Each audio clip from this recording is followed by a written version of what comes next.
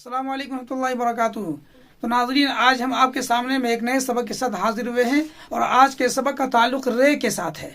यानी हम आज के सबक में बताएंगे आपको कि रे को कैसे लिखा जाता है और रे की कैसी शक्ल होती है। जैसा कि थोड़ा सा हमने इशारा तीसरे सबक के अंदर में दाल और रे के साथ में इशारा देने की कोशिश हमने किया था, लेकिन आज हम बाज़ाब्ते रे का हर्फ लेकर आपके सामने हाजिर हुए हैं। आप देखेंगे कि रे की शक्ल कैसी बनती है। रे को लिखने में ज़्यादा प्रॉब्लम और ज़्यादा परेशानी नहीं होती है, बस थोड़ी सी तवज्जो देने की ज़रूरत होती है। अगर आप थोड़ी सी तवज्जो दे लेते हैं तो इंशाल्लाह बहुत जल्द आप रे को भी लिखना सीख लेंगे। मगर शर्त यह है कि आप तवज्जो, जिसको तवज्जो कहा जाता है वो तवज्जो चाहिए, ध्यान चाहिए।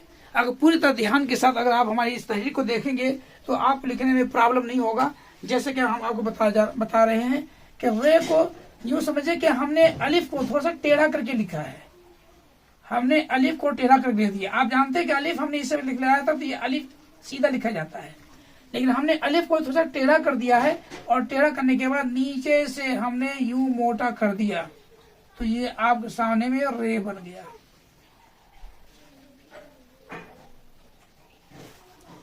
अगर आप रे को लिखना सीख लेते हैं तो रे के साथ आप रे भी लिखना सीख लेंगे, जे भी लिखना सीख लेंगे, से भी लिखना सीख लेंगे।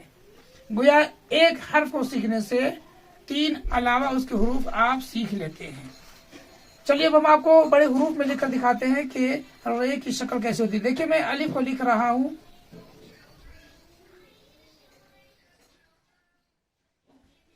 टेढ़ा हमने लिखा और यहीं से हमने इसको टेढ़े के साथ में हमने घुमा दिया है। अब इसको हमने डबल कर दिया है। ये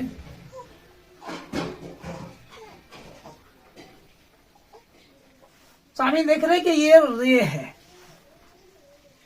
इस रे को अगर मैं सीधा करता हूं तो अलिफ यूं बनता है। गोया कि आप देख रहे हैं कि ऊपर जो हमने रे बनाने की कोशिश की है और नीचे हमने सीधाई मैंने लाइन जब खींचा तो इस सिलाई के अंदर में कितना ज्यादा फर्क आ रहा है। 1 2 3 कद का नीचे फर्क आ जाता है। ऊपर 1 कद का फर्क आ रहा है, बीच में 2 कद का फर्क आ रहा है और नीचे जाकर के 3 कद का फर्क आ रहा है। ये आप सामने में रे है। रे लिखने में प्रॉब्लम नहीं, ये एल शीट में बनता है, ये उल्टा एल है। और आप इंग्लिश में एल लिखते हैं तो ऐसे बनता है। इसी को अगर हमने सीधा कर दिया तो बन गया रे। मगर फर्क ये है कि ये वाला ऊपर वाला हिस्सा जो है वो थोड़ा सा मामूली सा टेढ़ा होगा और नीचे वाला भी थोड़ा सा टेढ़ा होगा। ऐसा सीधा नहीं होगा, ये ऐसा नहीं बना है बल्कि ये ऐसे बना है। ये तो ये भी टेढ़ा है नीचे वाला हिस्सा और ऊपर भी टेढ़ा है। माहिरीन जुबान ने और कातिबीन ने ये कहा है कि रे की का जो कत है, यहाँ से यहाँ तक का जो कत है, इस कद के बारे में कहा कि ये ऊपर वाला हिस्सा जो है कम से कम 3 कद का होना चाहिए। अगर बड़ा बना के लिख रहे हैं तो 4 कद का होना चाहिए। नीचे वाला जो है वो 3 ही होना चाहिए। गोया ऊपर वाला ये वाला हिस्सा जो है 3 कद का होगा, 4 कद का होगा सॉरी, और नीचे वाला जो ये हिस्सा है ये 3 कद का होगा। ये कद का ख्याल रखना जरूरी है। ऐसा नहीं है कि जितना बड़ा आपने ऊपर बना दिया उतना बड़ा आपने नीचे बना दिया है। ऊपर वाला थोड़ा सा बड़ा होगा जबकि नीचे वाला जो पोर्शन है वो उसके मुकाबिल छोटा होगा। जैसे कि आप देख रहे हैं मैं लिख रहा हूँ छोटे कलम से। ये देखिए ये वाला हिस्सा बड़ा है जबकि ये वाला हिस्सा छोटा है, इसलिए ये यहाँ पर ये 3 कद का है, हमने छोटे रूप में लिखा है और नीचे 2 कद का है। अगर इसी को मैं बड़े रूप में लिखूंगा तो 4 कद का बनेगा और नीचे वाला हिस्सा जो है वो 3 कद का बनता है। तो नाज़रीन आप देख पा रहे हैं कि रे में कितना फर्क होता है। इसी तरह अगर आप सिंपल कलम से अगर रे लिखते हैं तो उसमें भी इसी बात का ख्याल रखना होगा कि ऊपर वाला हिस्सा थोड़ा सा झुका हुआ हो और नीचे वाला भी थोड़ा सा झुका हुआ हो।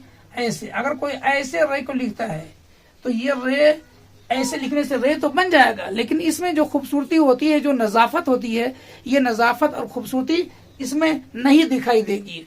तो अगर किसी भी राइटिंग को, तहरीर को खूबसूरत बनाना चाहते हैं तो उसके उसूल के मुताबिक आपको उतरना जरूरी होता है। इसका पहला उसूल ये है कि आपका ये ऊपर वाला हिस्सा थोड़ा सा टेढ़ा हो और नीचे वाला भी थोड़ा सा टेढ़ा हो। ये है एल शेप की तरह। लेकिन अगर आप ऐसा नहीं बना पा रहे हैं तो आपका रे जो है वो ठीक नहीं बन पाएगा। तो अगर आप रे को सीख लेते हैं तो ऑटोमेटिकली तौर पर आप रे को भी सीख लेंगे। ये है रे। इसी तरीके से ये हो गया आपके सामने में जे। इसी तरीके से ये आपके सामने में हो गया रे।